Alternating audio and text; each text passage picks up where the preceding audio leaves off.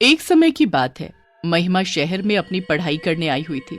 महिमा की एक बहुत ही अच्छी सहेली थी जिसका नाम मनीषा था। एक दिन महिमा की माँ का फोन आता है और वो महिमा को उसकी भाई की शादी के लिए घर बुलाती है। महिमा अगले दिन अपनी सहेली मनीषा को इस बारे में बताती है। मैं अपने घर जयपुर जा रही हूँ क्योंकि मेरे भैया की शादी है। अरे वाह, ये तो बड़ी खुशी की बात है। और तुम भी मेरे साथ जा रही हो, समझी? कोई बहाना नहीं चलेगा।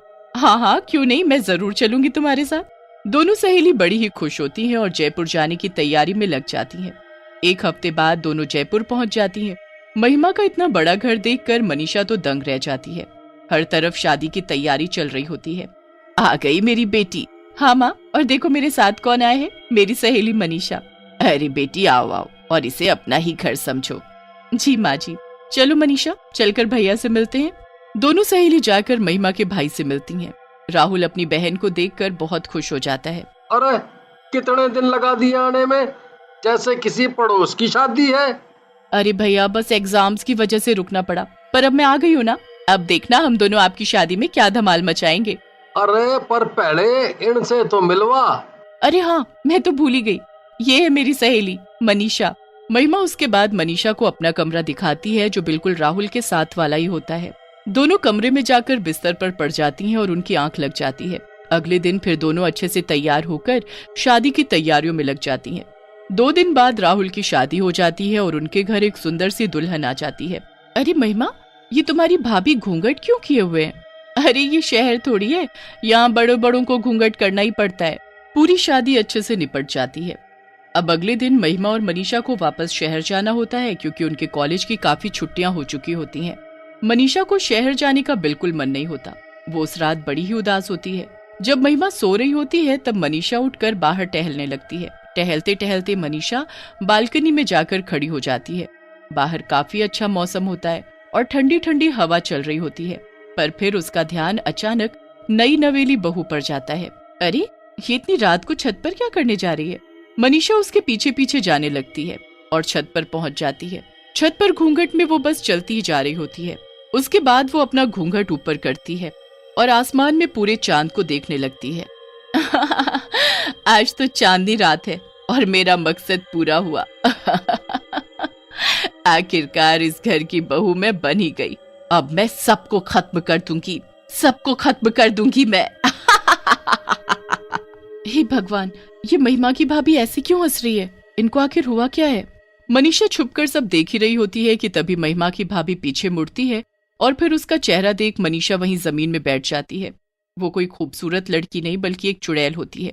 मनीषा के तो गले से आवाज ही नहीं निकल रही होती। उसे कुछ भी समझ नहीं आ रहा होता कि अब वो क्या करे। वो जैसे तैसे हिम्मत करके खुद को संभालती है और अपने कमरे में भागती है।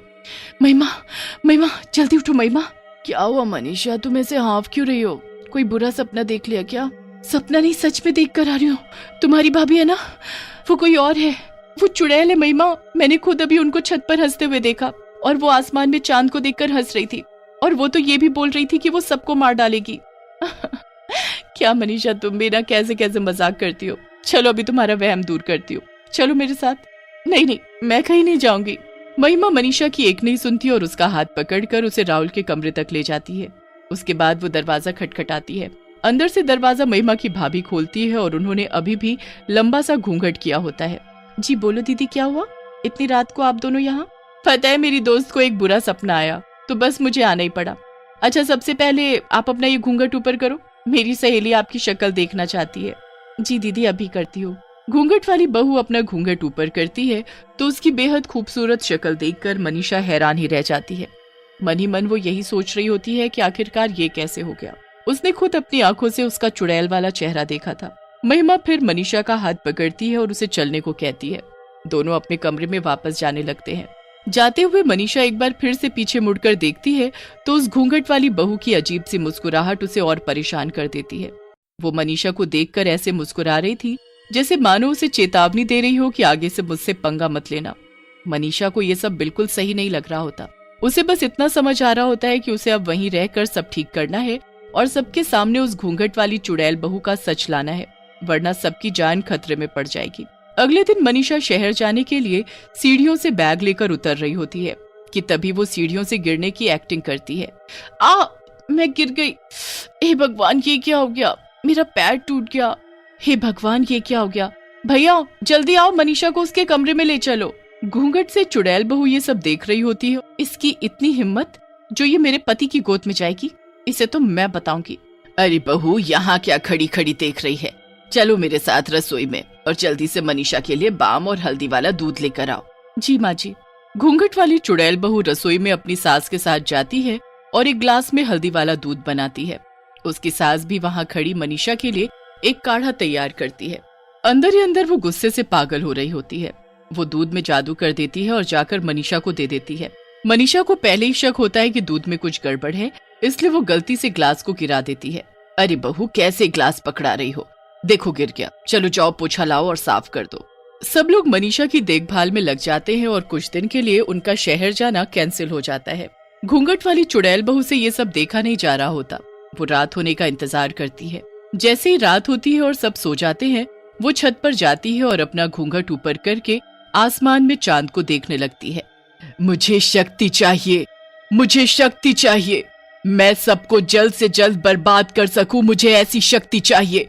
पर सबसे पहले मुझे उस लड़की की जान लेनी है, फिर उसके बाद मैं सबको देखूंगी।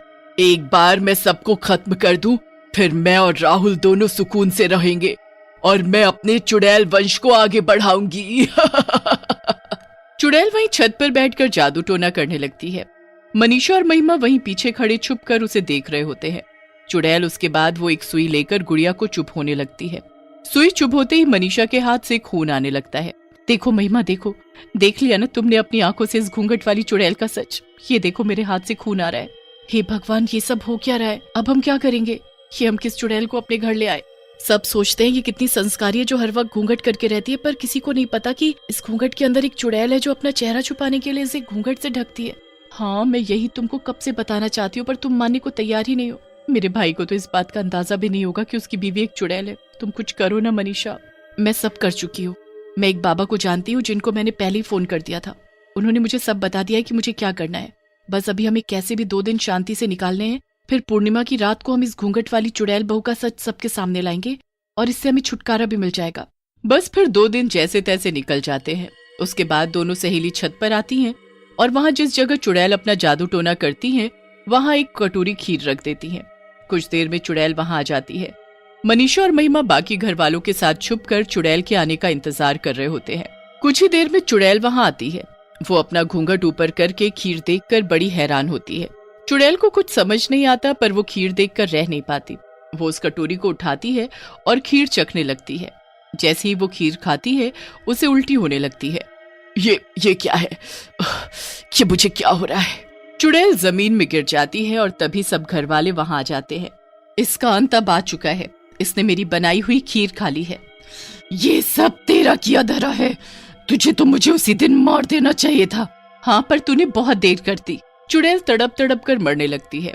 उसके बाद पूर्णिमा के चांद की रोशनी उस चुड़ैल पर उल्टा असर करने लगती है। उसे ताकत देने की जगह वो उसे जला देती है और चुड़ैल राख में बदल जाती है। सब उस घूंघट वाली चुड़ैल बहू से मुक्ति पा लेते हैं, पर राहुल बहुत दुखी होता है। अब अगले दिन मनीषा और महिमा भी वापस शहर जाने लगते हैं, पर जाते जाते राहुल के माता पिता मनीषा से कहते हैं, क्या तुम हमारे बेटे से शादी करोगी? मनीषा ये सुनकर मुस्कुरा देती है। बस फिर मनीषा शहर चली जाती है और राहुल उसकी पढ़ाई पूरी और उसके वापस आने का इंतजार करता है। पढ़ाई पूरी होने के बाद दोनों की धूमधाम से शादी हो जाती है और मनीषा महिमा की भाभी बन जाती है।